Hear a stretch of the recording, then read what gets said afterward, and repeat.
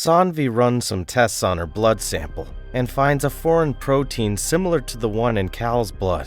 She believes that something happened on the plane that caused the protein to miraculously appear in every passenger. As she is telling Ben about this on the phone, he finds a condom under his bed. He figures it must belong to Grace's boyfriend Danny. Outside, Cal's old best friend Kevin arrives at the house to meet Olive. Cal is shocked to discover that Kevin is dating his twin. In a fit of rage, he tells his parents that Olive snuck out of the house last night. Olive, on the other hand, is disappointed because they never break the twin pact. Later, she calls him out for it, and Cal reveals that he doesn't feel like himself because of all the changes. The twins solve their differences and return to being their normal selves. Meanwhile, Ben and Michaela go to Kelly's mall to investigate her death. They find a woman who runs away as soon as she sees them. The siblings catch her and inquire how she knows Kelly. It turns out that Kelly's husband Taylor threatens and abuses the mall workers every day because they are illegal immigrants. The last time Kelly came here, the girl pushed her because she thought she was here to do the same, but Kelly revealed she wanted to help the workers. Ben and Michaela discover that Taylor killed his wife because she was trying to change the way he manages their business, which would result in a loss. They bring Taylor in for questioning, but he has several alibis of the night saying that he was in a restaurant. Moreover, no evidence hints that he hired a hitman. As a result, he is declared innocent. In the following scene, Ben finds a stranger in his house and attacks him, but he turns out to be a friend of Grace. After his departure, Ben loses his temper and asks Grace how many men she has had in the house. Grace replies that the guy used to come to fix the sink and help them in their time of need. She was alone for 5 years, raising a daughter and running a business, which means she had to take people's help. Ben apologizes for his outburst, but their relationship doesn't seem to be the same. Later that night, Michaela goes to Evie's house to apologize to her parents yet again. She is received by Evie's father, who reveals that Beverly is missing. She has been asked by the police to stay home in case she returns, but someone has to look for her around the neighborhood. Michaela immediately gets in his car and drives around the block. She comes across Beverly at a junction where a car is about to hit her. After confirming that Beverly is okay, Michaela goes to the other car and finds Kelly's maid inside. She has Kelly's missing necklace by her side, which confirms that she is the killer. In the following scene, the maid confesses her crimes. She and Taylor had started a new life together after Kelly's disappearance, but after she returned, the maid was back to being a stranger to Taylor. Hence, she killed her out of her jealousy and stole her necklace. Michaela is praised for solving her second case in less than a month. At home, Grace tells Ben that he is the love of her life. She never stopped loving him in all of the 5 years that she thought he was dead. They hug each other and solve their differences. Later that day, Ben and Michaela go to meet Sanvi. She has found out that every passenger's MRI shows the symptoms of a stroke victim. This would mean that all of them had a stroke when they were on the plane, but no one felt it. To find out more about the matter, Sanvi needs to experiment on Kelly's brain, but it turns out that it has been transported by a government agency to a secret location. Meanwhile, Vance's team is keeping a close eye on the passengers present at the airport at the time the plane exploded. They are actively trying to find connections between the passengers and how they had the same urge at the same time. A flashback from the day of disappearance shows us that the flight attendant, Bethany, was doing something fishy on the plane. Sanvi is walking down the hallways in the hospital when suddenly she sees a moving statue in front of her. There are also wet footprints on the floor, but they disappear when she looks back at them. It seems to be another calling, but she cannot make sense of it. A while later, a frantic patient jumps at her, saying that the flight attendant is behind all this. Sanvi is shocked because he knows Bethany's name as well. Somewhere else, Michaela and Jared are paired for a mission where they have to stay outside a gang's hideout until they are asked to barge in. While they are at it, Michaela finds out that Jared pulled some strings to make him pair up with her. Suddenly, she sees an angel statue in front of her and gets a calling asking her to save him. In the meantime, Olive and her friend are at a cosmetic shop trying out a new makeup line. Olive wants to buy lipstick but has no money. She instinctively shoplifts it. However, a guard catches her in the act. Later, Ben goes to pick her up but finds Danny already with her. He is Grace's ex-boyfriend who Olive still thinks of as a father figure. He hands Olive over and walks away, but Ben cannot help but feel disheartened. He realizes that he is no longer the first person Olive thinks of when she is in trouble. Meanwhile, Michaela makes the connection that the voice is asking her to save the person who has gone undercover in the mission. She convinces Jared to barge in even though it might destroy the entire mission.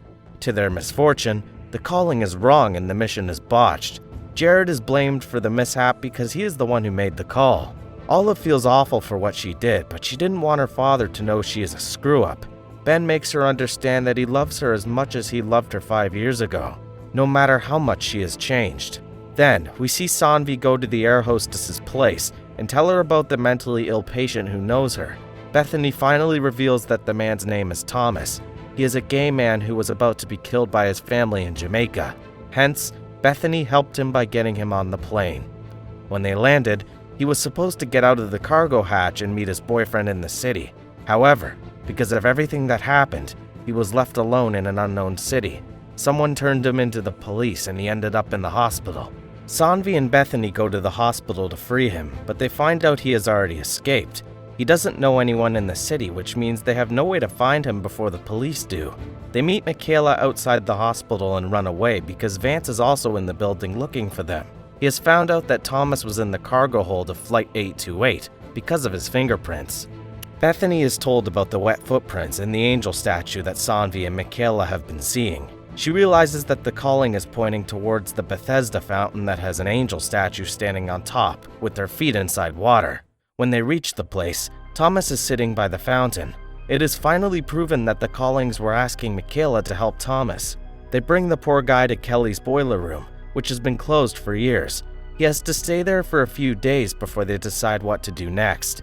In the following scene, Michaela and Ben are returning home.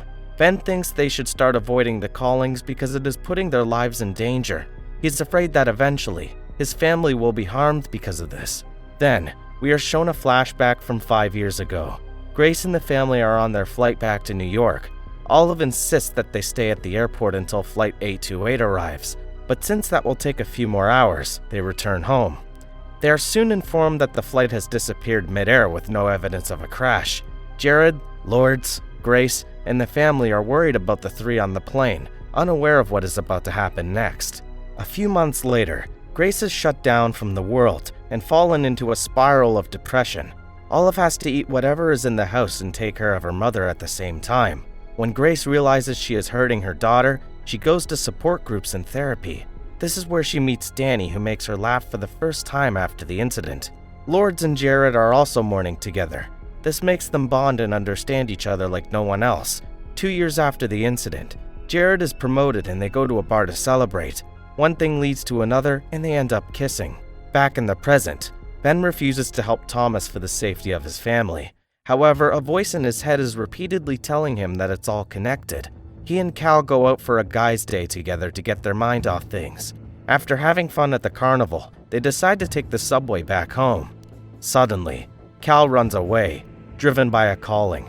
He runs down several tunnels, shouting that everything is connected.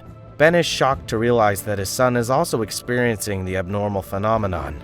Somewhere else, Vance is losing his mind because they lost Thomas and no one has any information on him. But he finds out that Bethany was in the hospital at the time Thomas escaped, which leads them to think she is the one hiding him. Bethany is with her girlfriend and they are about to go to Thomas with food and supplies, but just then, Vance finds her and arrests her for helping an illegal immigrant come to the US. After running for several minutes, Cal stops when he reaches the place where Thomas is hidden. Ben is in utter shock. Now that he knows Cal is also involved in this, he is ready to help Thomas and serve the callings. A while later, Cal says that someone is coming to get them. It turns out the person is Bethany's girlfriend who is here to bring Thomas to a safer place. At the same time, Danny meets Grace and tells her that he still wants to be involved in Olive's life. For 3 years, he has been a parent to her and he cannot just stop loving her like a father. He promises to stay out of Grace and Ben's relationship, but begs her to let him see Olive once in a while. In the following scene, Jared comes back home to Lourdes. She has found out that he put his job at risk for Michaela.